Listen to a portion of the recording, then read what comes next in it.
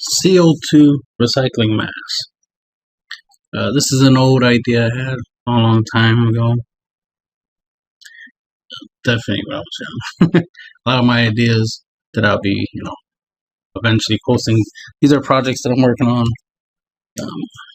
So try and get back into working on tech again. Most people know me more for tech than most other things. So getting back to my particular set of skills. So the CO2 recycling mass essentially is the idea of taking carbon dioxide, right, whatever you breathe out, and then take the carbon out of that molecule, CO2, and then use the oxygen again, right? And of course, through research for the project, I came across the fact that this concept has already been done. It's known as a rebreather, as they call it, which is essentially that concept, the ability to basically filter out the carbon in the carbon dioxide when you breathe out, and then just breathe the oxygen back in. There's extra details, of course. A lot of research was done into this already, which is great that this is a thing. But it's still not perfect. So it's like, all right, there's still room for me to improve upon it. So that's why I'm still making this video, right? Regardless, because it's like, well, it still can be improved upon. It's not perfect. As you can see, what you see here in these images, it's tends to be pretty big. Really big device that you're wearing. So it hasn't been improved enough to the point where it could be smaller, more condensed, like how you see in the image. In the image here, you see is just this is for illustration purposes only. It's not the actual CO2 recycling mask itself, just for illustration purposes. But you get the idea. It's like essentially you just wear a mask. When you breathe out, it's supposed to have a filtering system that can filter the carbon out of the oxygen, the CO2, and that we could breathe in and out oxygen. So you can use the same source, same supply of air over and over and over again. And that's the idea, is the ability to recycle. That's why I call it recycling mass. So that's my version, my term for it, recycling, while, other people call it rebreather. So of course I want to improve upon the concept, which is why, recycling is, a much better term for a more upgraded version of the concept. So eventually we'll get to that point. This video is more so just to put my idea out there, just to showcase that I had this idea. One of the many things I'm working on. Eventually I'll improve upon it. How do I make this bigger? That's what she. Oh, there you go. That's what she said, right? All right. Magnesite. Ironically, I do have some magnesite, which looks like this image right over here. Second image there. I have like a little box that I ordered from Amazon just to check out the material and do some experiments with it. Trying to figure out some different things I could do with it. But one of the things was interesting was to find out that magnesite has the ability to combine with carbon. So that was obviously a useful bit of information. So I was like, oh, that'd be cool. They'll probably use magnesite to help with the carbon part of the CO2 situation. I could create like a filter that once CO2, carbon dioxide, hits the filter or goes through the filter, it's CO2 when it's going in, but once it goes through the filter, it's oxygen on the other end because the carbon got trapped in the filter. So magnesite is something I was looking into. I'm still gonna, look into it, of course. The concept of like microspheres, for example, or like small nanoparticles that could potentially capture the CO2. Another idea, instead of trying to, because what I initially said was the idea of separating the carbon from the from the oxygen, so that way you can keep a reusable supply of oxygen, right? So you can reuse the oxygen, but we could potentially create a scenario where, well, more than one feature, but you get the idea of take the carbon dioxide, right, and separate it from whatever is left, because not all the air that comes out of your mouth is carbon dioxide. It's like 20%, I think it was, something like that, of it is carbon dioxide. The rest of it is still oxygen, right? So capturing the carbon dioxide and then rebreathing whatever oxygen was left. Now, of course, that means the supply is slowly going down, but at least, you at least you're using more of the oxygen than you initially would, because you're essentially wasting oxygen. If all the oxygen is not being converted to carbon dioxide, that means the oxygen wasn't used. So when you're breathing out oxygen, that's just a waste. So capturing the oxygen, separating it from the carbon, right, and then rebreathing the oxygen so you can use it and keep capturing carbon. So essentially what we're trying to do is take as much carbon out of the body as possible, right? The idea of like breathe in oxygen to take out carbon, right? Breathe in oxygen to take out carbon, essentially. And then just reduce that process over again. And then, of course, we need a way to capture the carbon or the CO2, because it would more likely be easier to separate CO2 from just regular oxygen molecules and go that route instead of trying to unchemically bond carbon from oxygen, which would require a lot more stuff to make that happen. So again, it's just a matter of understanding how carbon interacts with oxygen, how carbon dioxide, how that functions. The more you know, obviously, the more ideas you can throw at it, right? You can try to figure out different ways to deal with it. Either separate the carbon dioxide from the remaining air, or separate the carbon so that way you can, keep the oxygen supply high, not letting the carbon supply get low just because the oxygen keeps converting to carbon dioxide. So there's a couple ways to do it. You could probably use both process, where the first thing you do is separate the carbon from the oxygen and then just reuse the oxygen that you already have access to, and then process the carbon dioxide, process it to separate the carbon from the oxygen, and then later on add the oxygen back to any future supply of oxygen, right? Just keep the cycle going. So it's not just one way of doing things. There's so many different ways you could try to do something. So it's just a matter of figuring it out eventually. Just looking at different stuff, different ideas, incorporating, nanoparticles and other stuff. Minerals. I always try to consider the idea of thinking of natural. Instead of always trying to do everything artificial per se, always trying to come up with an artificial solution to a problem. Coming up with a more natural solution. So looking at nature, seeing if there's anything out there that already does this, because this would be useful. Ironically, this is designed. The initial idea of this was for it to be for underwater use, basically, right? So that's why the rebreather was interesting. It's like, oh, okay, somebody already created something like that for underwater use. So, but this can obviously be used for any situation where you need your own oxygen supply, where the idea is you don't want to breathe any other supply other than whatever you have access to, whatever you want to breathe, right? So this would be useful in any situation where there's, stuff in the air you don't want to breathe, like viruses, right? That'd be useful, right? So this could be useful against biological warfare, for example, if you're underwater or if you're in a situation where there's smoke, fire, that kind of stuff. Like basically anything in the air that's not a good idea for it to go into your lungs.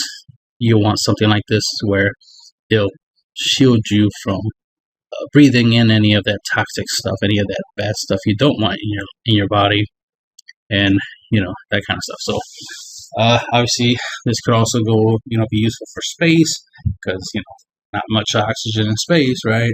So having a supply that you can recycle over and over again would be useful, because it'll last long. And that's the thing, is longevity, reusability, renewable, right? Now that's the new buzzword for everybody. Renewable. This is not new to me. This is old news to me. I'm all about the renewable stuff since I was a little kid. So definitely, looking at that. This project is not only just for just the mass purpose, but just the concept of the technology behind the ability to do the whole carbon dioxide thing can lead to what is it called?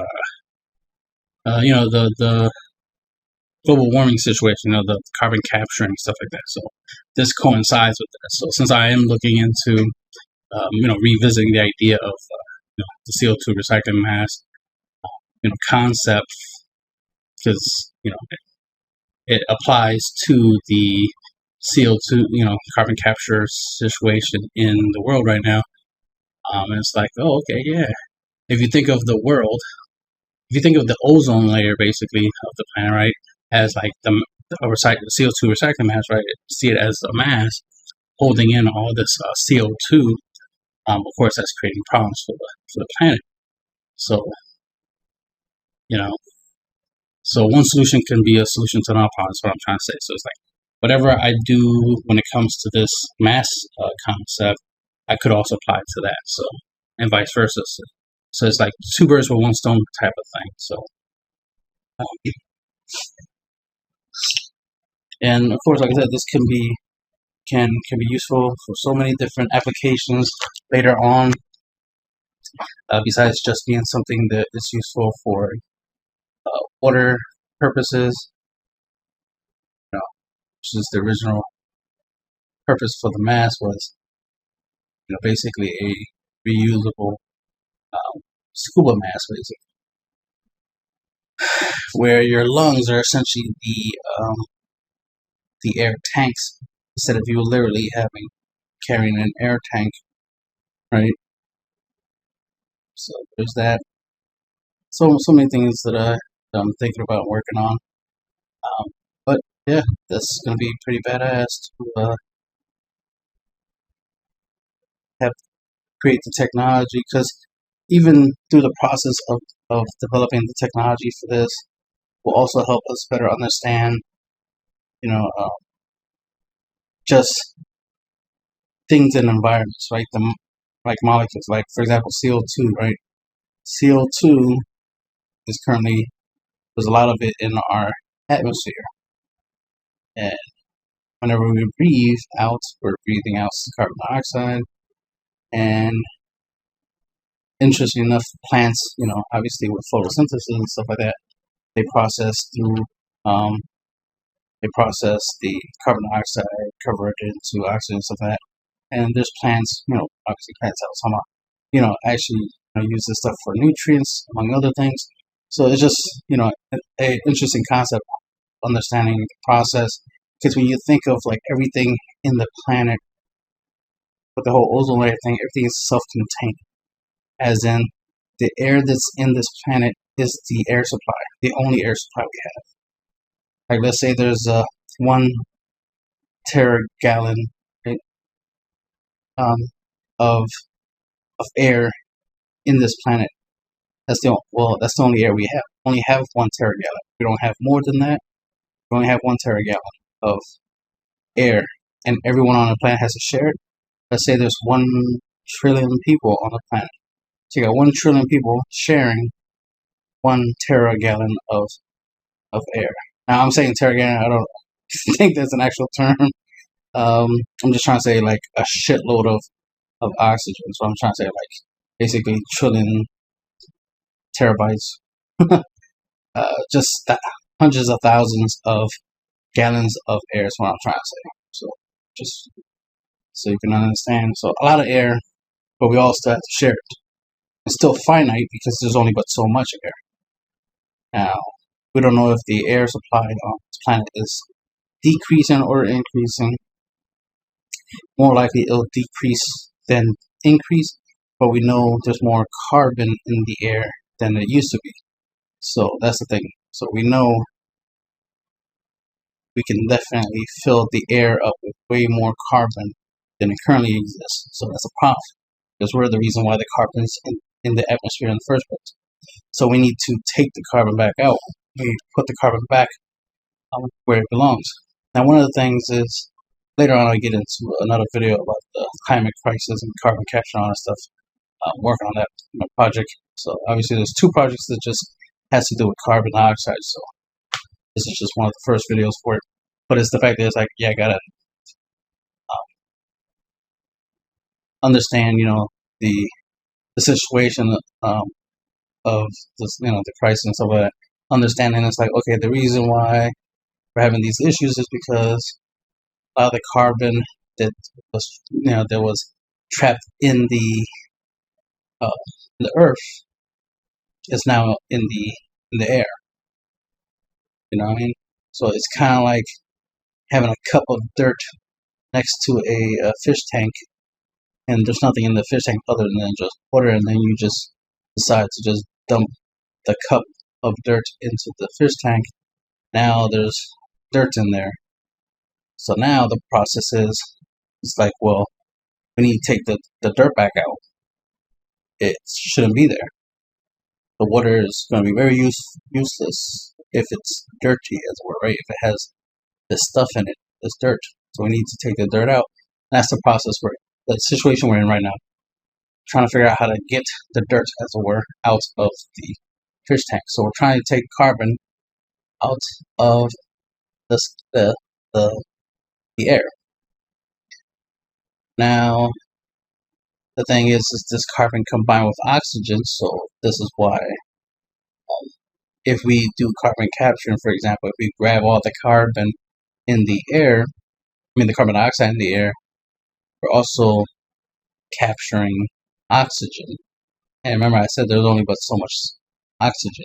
There's only a finite supply in the planet.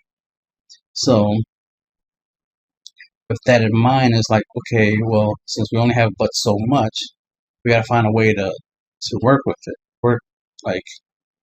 Definitely need to replace it, right? But the only source we have to replace the oxygen we take out of the air is for the carbon dioxide. So it's more important to be able to separate the carbon from the oxygen more than just grab the carbon dioxide. Carbon dioxide is the easier thing to do. Separating the carbon from the oxygen, that's the harder thing to do. So that's the process that I'm focusing more on, because CO2 capturing, carbon dioxide capture, CO2 capturing is easier than carbon capture, right? As it were.